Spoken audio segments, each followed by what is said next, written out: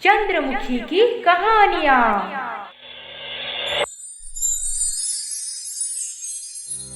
Hello दोस्तों, ये कहानी शुरू होने से पहले अगर आपने हमारे चैनल को सब्सक्राइब नहीं किया है तो जल्दी से सब्सक्राइब करके बेल आइकॉन दबा दीजिए, क्योंकि हम आते हैं हर बार एक नए किस्से के साथ।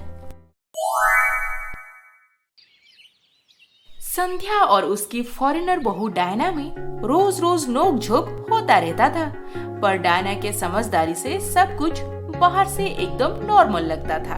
एक दिन डायना गई थी मॉर्निंग वॉक करने पास के एक पार्क में। डायना बेंच के ऊपर बैठते ही एक डॉगी उसके पास आ गया। अरे कितना प्यारा सा डॉगी है, लगता है बहुत भूखा है।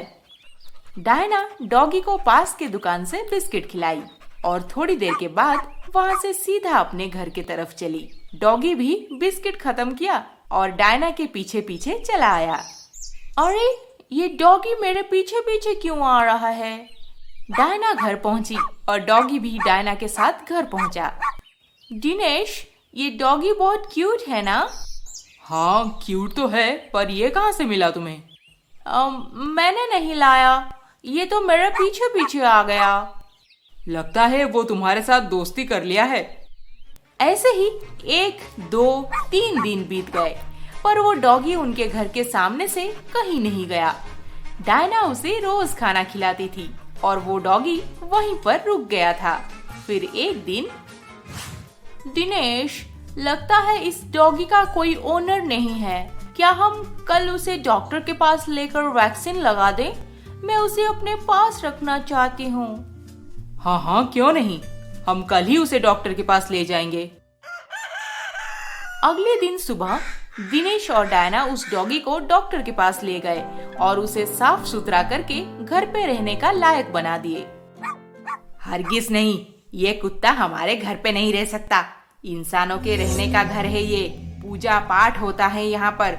एक कुत्ते को इस घर के अंदर में घुसने ही नहीं दूंगी।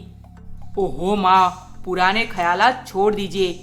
भगवान तो पूजा रूम में है और कुत्ता भी तो भगवान के इस सृष्टि का एक अंश है। ज्यादा ज्ञान देने की कोई जरूरत नहीं, ये सब फॉरेन में होता होगा। मेरे घर पे मैं ये हरगिज होने नहीं दूंगी। हाँ संध्या, ये कैसी जिद है? डॉगी तो डायना के पास रहेगा, तुम्हें उसमें क्या प्रॉब्लम है? ये कुसंस्कारी फॉरेनर अब हमारे ऊपर हुक्म चलाएगी, हमें सिखाएगी क्या करना चाहिए क्या नहीं। अगर ये कुत्ता इस घर में रहा तो मैं ये घर छोड़ के हमेशा के लिए चली जाऊंगी। हाँ माँ, ये कैसी बात है? नहीं दिनेश, अगर सासू मॉम नहीं चाहते हैं तो मैं इस डॉगी को घर में नहीं रखूंगी। पर सासू मॉम, क्या मैं इसे घर के बाहर रख सकती हूँ? हाँ संध्या, अब तो तुम्हें कोई प्रॉब्लम नहीं होनी चाहिए। हाँ माँ बोलो, डायना डॉगी को घर के बाहर तो रख ही सकती है ना? सत्यानाश, अगर मेरे खुद के पति और बेटे इस फॉरेनर के साथ मिले हुए हैं तो मैं क्या ही कर सकती हूँ। अब डायना उस डॉगी को घर के बाहर गार्डन में रख के पालने लगी, पर ये सब चीजें संध्या को हमेशा से चुभता था। कुत्ते से इतना प्यार, इंसान क्या मर गए हैं? इस कुत्ते को मैं आज रात ही ठिकाने लगा दूंगी। हाँ, ना रहेगा बांस ना बजेगी बांसुरी। रात हो गई और संध्या डॉगी को लेकर गांव के बाहर छोड़ आई। ओहो, उस कुत्ते से पीछा छूटा आखिर में। अब इस फॉरेनर से भी पीछा छुड़ाना पड़ेगा। हाँ।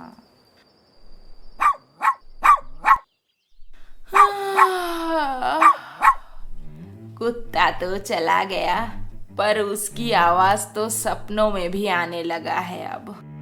संध्या दरवाजा खोल के बाहर आते ही डॉगी एकदम सामने ही खड़ा था और डायना उसे खाना खिला रही थी। संध्या डॉगी को घर से भगा नहीं पाई, पर उसे देख के आग बबूला हो जाती थी। फिर एक दिन, डायना बेटा, मेरे लिए दूध ले आओ। जी बाबूजी, मैं अभी ले आती हूँ। रात भी बहुत हो गई है, आप सो जाइए। डायना अपने ससुर जी को दूध का ग्लास दी और वो दूध पी के सोने चले गए। ओहो, हे भगवान, इस घर में अब इंसान कैसे रहेंगे? क्या हुआ संध्या, इतना गुस्सा क्यों हो? आपको सुनाई नहीं दे रहा? वो कुत्ता कितने जोर जोर से भौंके जा रहा है, उसे घर पे रखने की क्या जरूरत थी?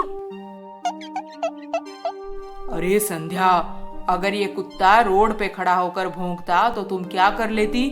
अगर कुत्ता भौंक रहा है तो कुछ ना कुछ कारण तो होगा ही। चलो सो जाओ। डायना, आज डॉगी कुछ ज्यादा ही भौंक रहा है। तुमने खाना दिया था ना उसको? हाँ, मैंने तो दिया था। डॉगी ऐसे ही भौंकते हैं, यू डोंट वरी। आप सो जाओ। अगर ज्यादा भौंका तो मैं बाहर जाकर चेक कर लूंगी। हाँ, एकदम पागल कुत्ता है, सबको काटने दौड़ता है। आप लोग कल ही आके इसे ले जाइए, मैंने बांध के रखा है। हाँ।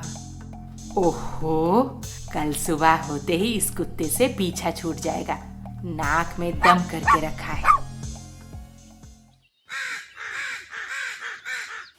सुबह हो गई और दिनेश के बाबूजी मॉर्निंग वॉक करने बाहर निकल रहे थे, पर दरवाजा खोलते ही उन्हें डॉगी नजर आया।